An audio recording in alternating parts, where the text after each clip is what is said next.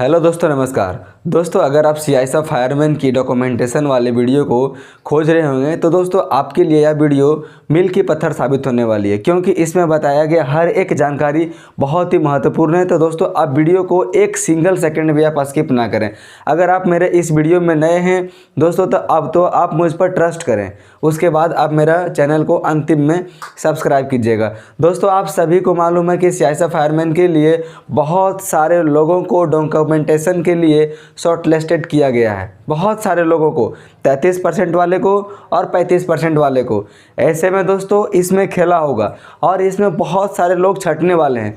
दोस्तों अगर कहें तो यूं ही मैं यहाँ पे सारे डॉक्यूमेंट्स की लिस्ट तो लिख दिया हूँ, लेकिन इसमें कौन सी लेवल की डॉक्यूमेंट्स आपके पास होना चाहिए, क्या होना चाहिए, क्या नहीं होना चाहिए, पूरी जानकारी इस वीडियो में दी गई है। ठीक है, तो आप दोस्तों इस डॉक्यूमेंट्स वेरिफिकेशन वाले सीरीज से आप दोस्तों बाहर ना हो, आप इस रेस से बाहर ना हो, इसलिए मेरे द्वारा इस वीडियो को बनाया गया है। तो चलिए हम लोग के ना बिना कोई फिजूल की बात किए हुए सीधा आते हैं वीडियो पे। देखिए आपके पास क्या क्या होना चाहिए। दोस्तों आपके पास आधार कार्ड होना चाहिए, आप सभी के पास आधार कार्ड होगा, लेकिन इसमें फॉल्ट क्या होती है पता है? किसी का नाम में गड़बड़ी हो जाता है तो किसी का डेट ऑफ बर्थ में गड़बड़ी हो जाता है। अगर आपके पास ऐसा आधार कार्ड है जिसमें आपका नाम मिसमैच है, या तो अगर आपका उसमें डेट ऑफ बर्थ गलत है, तो आप उस आधार कार्ड को वहाँ पे ना लेके जाइएगा। इस स्थिति में आधार कार्ड के जगह या तो आप पैन कार्ड लेके जाइएगा, या तो आप ड्राइविंग लाइसेंस लेके जाइएगा, या तो अपना वोटर आईडी कार्ड लेके जाइएगा, लेकिन आधार कार्ड लेके नहीं जाइएगा वैसी परिस्थिति में। लेकिन अगर आपका आधार कार्ड सही है तो आप आधार कार्ड को ज़रूर लेके जाइएगा। ठीक है, देखिए उसके साथ 10th का मार्कशीट लेके जाना बहुत ही ज़रूरी है। उसके बाद 12th का मार्कशीट भी ले लेना है। दोस्तों आप सभी को पता है कि ये साइंस वालों के लिए था, तो 12th का मार्कशीट क्या चीज़ का होगा? साइंस का होगा। इसके अलावा दोस्तों अब 10th और 12th का दोनों का मूल प्रमाण पत्र आप ज़रूर लेके जाइएगा, जिसे कहा जाता है मैन सर्टिफिकेट। अगर आप सभी को नहीं मालूम होगा तो मैं आपकी जानकारी के लिए बता दूं कि अगर आप 10th पास करते हैं तो उसके 1 साल के बाद, और अगर आप 12th पास करते हैं तो उसके 1 साल के बाद आपको उसी स्कूल के द्वारा एक मूल प्रमाण पत्र दिया जाता है। उस मूल प्रमाण पत्र की जांच वहां पे की जाएगी। तो अगर आपने अभी तक अपने स्कूल से नहीं लिया होगा तो आप अपने स्कूल से मूल प्रमाण पत्र जाके ज़रूर ले लें।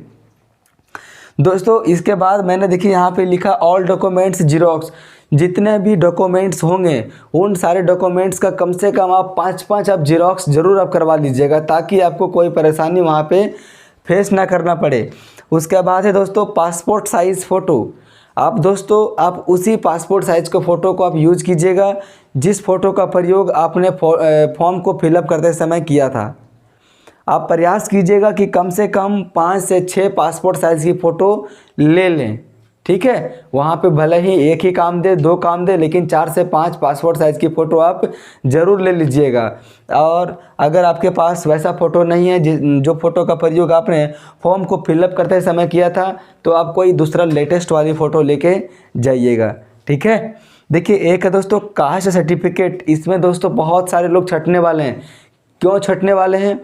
एक तो दोस्तों ये जो कास्ट सर्टिफिकेट है वो भारत सरकार द्वारा प्रमाणित होना चाहिए, यानी ये डीसी द्वारा वेरिफिकेशन वाला सर्टिफिकेट आपको चाहिए, कास्ट सर्टिफिकेट।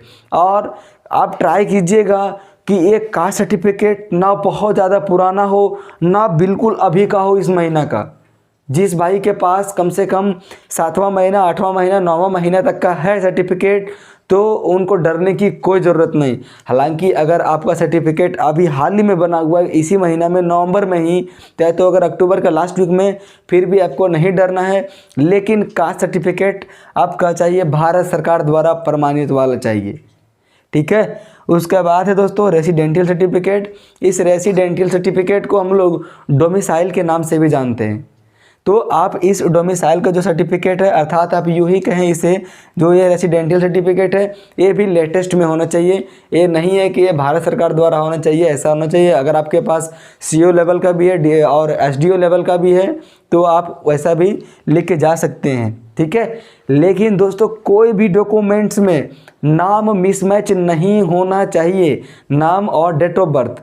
अगर नाम और अगर डेट ऑफ बर्थ अगर मिसमैच है तो उस दौरान आपको डॉक्यूमेंट्स वेरिफिकेशन के रेस से बाहर कर दिया जाएगा और आप आगे के प्रोसीजर से छट जाइएगा। तो आप दोस्तों ऐसा बिल्कुल भी नहीं कीजिएगा। और एक दोस्तों इनकम सर्टिफिकेट, दोस्तों ये इनकम सर्टिफिकेट आप लेके जा सकते हैं, आप सीओ लेवल का बनाएं, एसडीओ लेवल का बनाइए, लेकिन कास्ट, रेसिडेंशियल और इनकम, ये जो दोस्तों तीनों सर्टिफिकेट है वो आपके पास लेटेस्ट होना चाहिए। और आधार कार्ड ज़रूरी है।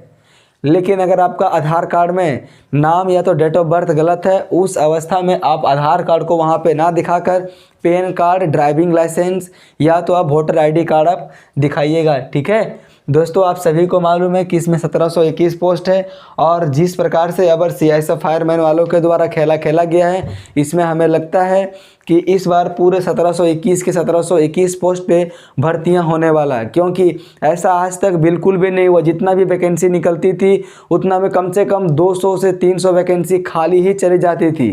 ठीक है, क्योंकि उतना ही लोगों को शॉर्ट लिस्टेड किया जाता था डॉक्यूमेंट्स वेरिफिकेशन के लिए जितना की सीट होता था, जितना की वैकेंसी होता था। तो इसमें बहुत सारे लोग डॉक्यूमेंट्स वेरिफिकेशन के दौरान ही छट जाते थे और उसमें से बहुत सारे लोग मेडिकल के दौरान ही छट जाते थे। लेकिन इस बार ऐसा नहीं है। तो आप दोस्तों ज़रूर सावधानियां बरतिएगा और अपना एक सीट इसमें पक्का कर लीजिएगा। दोस्तों अगर आपको किसी भी तरह का परेशानी है तो आप मेरे कमेंट बॉक्स में कमेंट कर दीजिएगा, मैं उस परेशानी को सॉल्यूशन करने का प्रयास करूंगा। तो दोस्तों अगर आप मेरे चैनल पे नए हैं तो आप मेरे चैनल को ज़रूर सब्सक्राइब कर लीजिएगा और वीडियो को दोस्तों लाइक कर दीजिएगा। मैं अपने इस चैनल पर भी रीजनिंग का सीरीज चला रहा हूँ जो ऑल डिफेंस एग्जाम लेवल के लिए मील की पत्थर साबित होने वाली है और एक रामबाण की तरह है, जो आप किसी भी एग्जाम में उस रीजनिंग को पढ़ के नास्ते नाबूद कर सकते हैं और आप रीजनिंग में फुल आउट ऑफ फुल आप गेन कर सकते हैं। दोस्तों मेरे चैनल पे पड़ा हुआ स्टैटिक जीके की कोई भी क्लास आप जाके करके देखिए, आपको इतना शानदार तरीके से बताया गया है कि आपको काफ़ी मज़ा आएगा। तो चलिए हम लोग वीडियो को यहीं पे एंड करते हैं और आप नेक्स्ट वीडियो के लिए आप वेट कीजिएगा।